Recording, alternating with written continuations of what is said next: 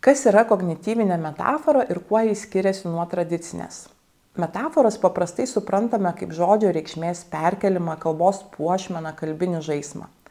Tai paslėptas palyginimas, kurio reikšmės perkelimo pamatas sudaro vienoks ar kitoks daiktų ar reiškinių panašumas. Pavyzdžiui, pagal išvaizdą, spalvą, padėtį, vertę ir kitą. Tarkime, jo širdis buvo geležinė tvirtovė arba ugnies liežuviai kilo į dangų.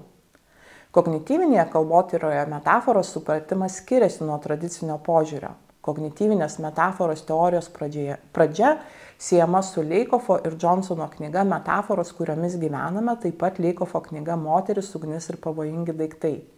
Pagrindinė šių knygų mintis yra ta, kad metafora pirmiausia yra ne kalbos, bet mąstymo reiškinys. Metafora yra pagrindinis mechanizmas, kuriuo mes suvokiame abstrakčias sąvokas ir abstrakčiai mąstome. Taigi metafora visų pirma yra žmogaus mąstymo, ne kalbos reiškinys. Autoriai teigia, jog metaforos esmė yra vienų daiktų suvokimas ir išgyvenimas per kitus. Netgi tai, kas paprastam žmogui kartais gali atrodyti visiškai nemetaforiška, iš tiesų labai dažnai būna metafora.